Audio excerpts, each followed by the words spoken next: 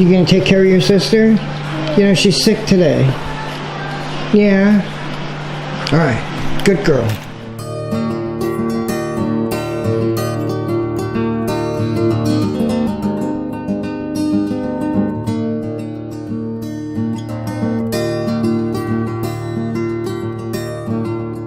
Morning, everyone. It is Monday. We are back. Now, this last couple weeks has been a little screwy. As most of you guys know, I've got medical issues that make it impossible for me to do a lot of this stuff that we do here. I've always had guys that help me.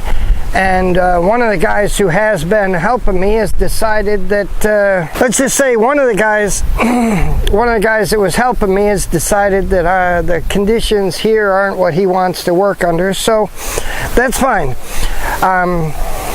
We decided to part ways. So this week we're starting off with a new guy. Let's see what happens, hopefully.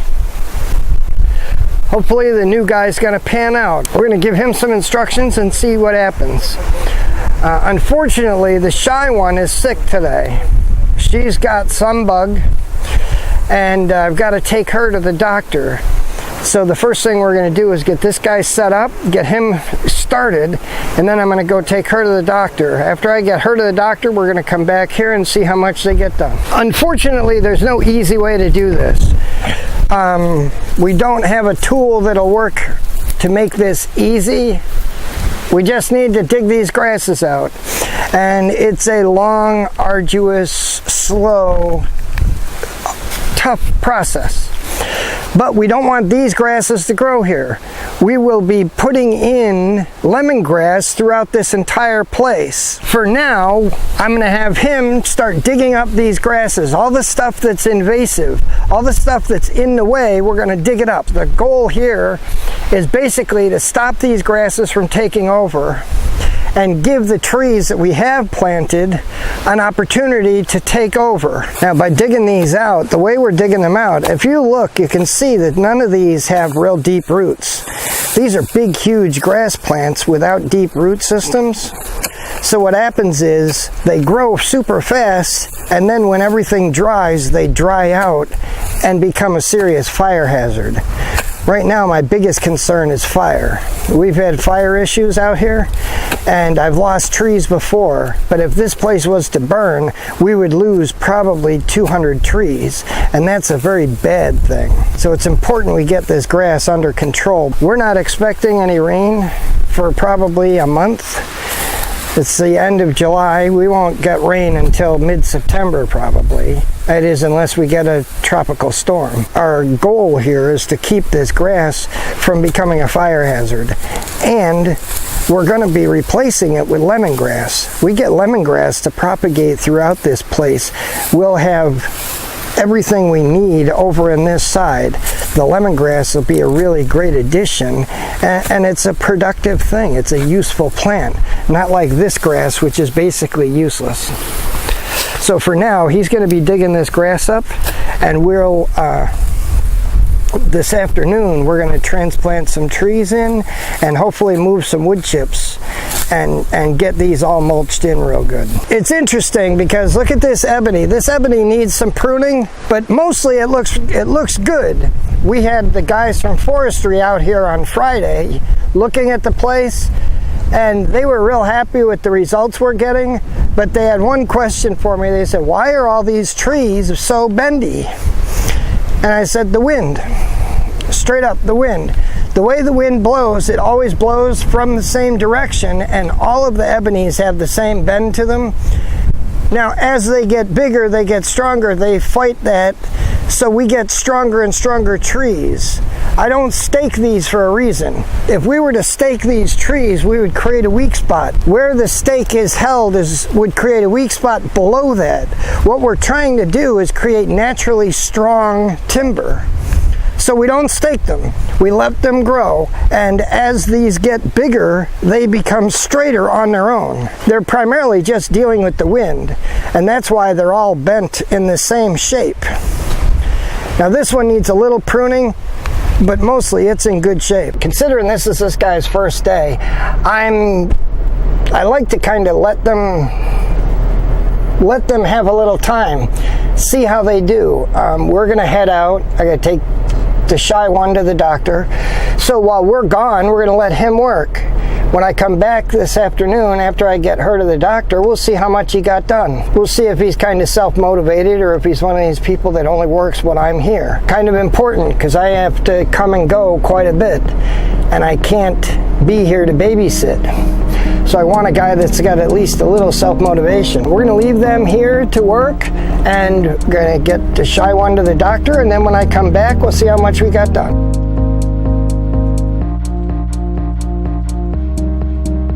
Day kind of got away from us because I was at the doctor's office so long. We were actually in the doctor's office 3 hours, and then we had to go to 2 different pharmacies because the first pharmacy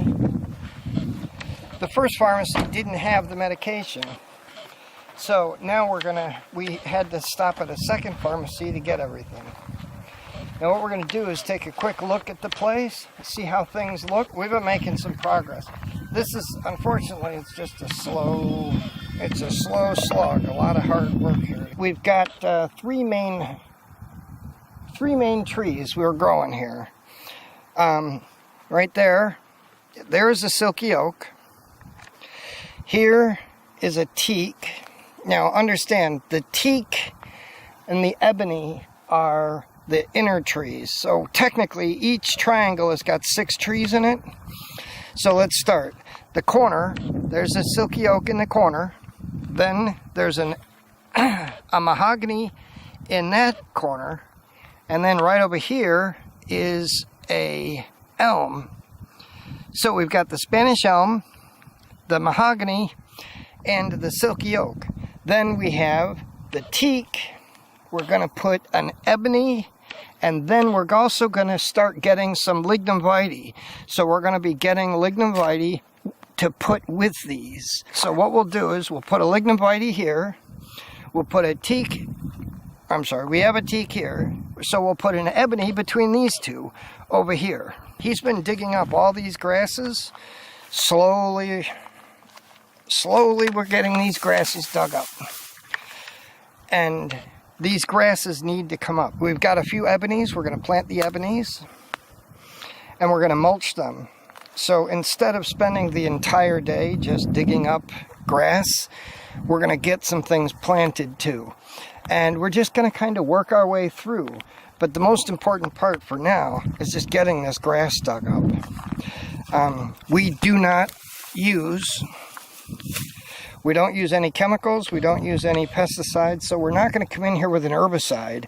And, theoretically we could come in here with some Roundup and spray it and kill all this grass, but that would violate everything I stand for. So we're doing it this way. Just digging these up has a big impact. We're going to kill this grass. This creates a nice thick mulch layer too. So on top of getting rid of the grass, we're creating a mulch layer. We're going to start cutting these moringas for mulch, and what'll happen is when we coppice them, we'll get new growth coming off. It's not the end of our day. We now have got to take, I got to take this guy, drop him off, then I'm going to come back here, and when I come back here we're going to get into the beehive. I'm assuming they're in good shape, but we're going to get a good look at them. Events are conspiring against me again. I really want to get into those beehives, but it started to rain. Now the problem is, if you take a look, this sky over here is crystal clear, and over here we've got some clouds. But you know what? The rain has stopped, and I don't see any reason that it's going to rain again. So we're going to get into that beehive. It has been a couple weeks since I've been into these beehives, so we want to see what they look like. I am encouraged by the life I see outside of this hive.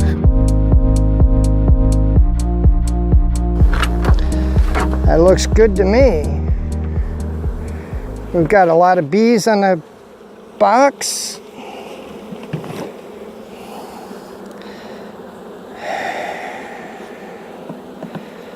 I see some activity here.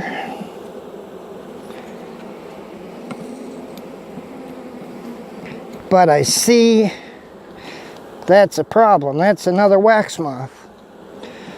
First thing I did was kill the wax moth. That's not a good sign. Let's see if we have any more in here.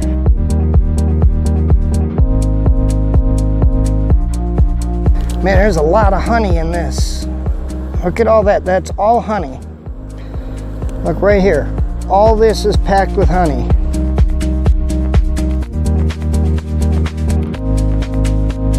And look at this. This frame is completely packed with brood.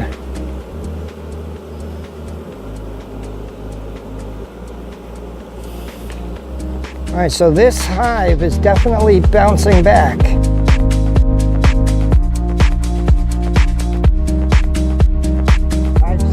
A lot of activity outside the hive, so I'm excited to see what she looks like inside.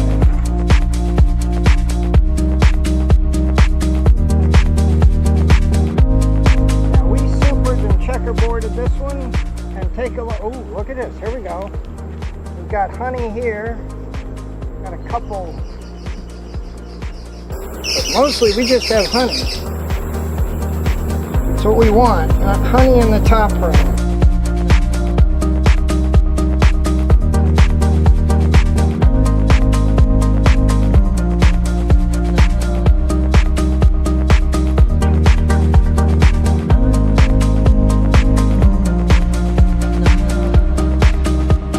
There's nothing but honey here. We're going to move this. We're going to put this.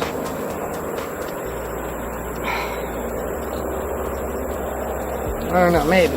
I want to move it because it's all honey. I want to put the honey up top.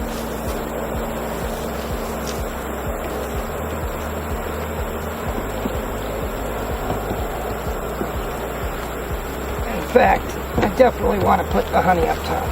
What I'm going to do,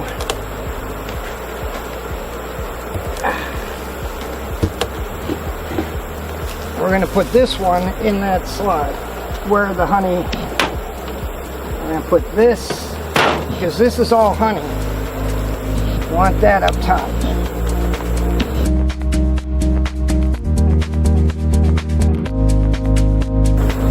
Oh baby, you are heavy.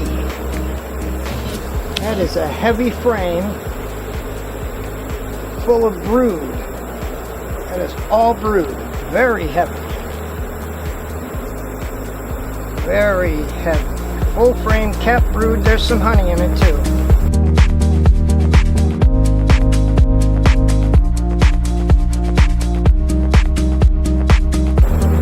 There's the queen right there.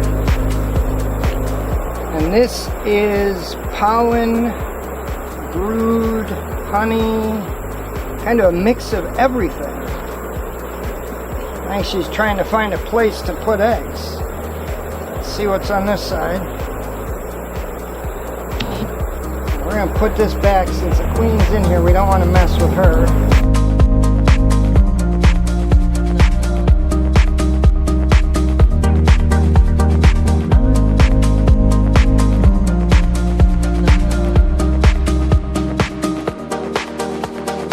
This is all new. This was an empty frame before, and now we've got all this new comb. It's a good sign. Now, we had, here we've got brood, and over here we've got honey.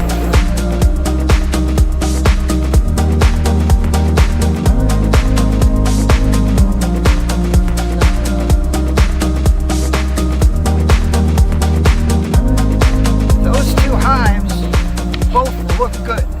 The hive that had all the problems, that hive is recovering nice. The other hive that we expanded is starting to fill out. It'll probably take another couple weeks before that hive actually pulls all those frames, but it's growing. There's a lot of brood, there's a lot of eggs, and that's a good sign. So, considering how badly that hive was doing just a month ago, I'm real happy with the results. It's going to take a little more time for them to recuperate, but man, they both look good. For now, that's it, guys. We're done. We're going to pack up and go home, get a little bit of time with the family. So, that's it for now, guys. God bless. We'll see you guys next time.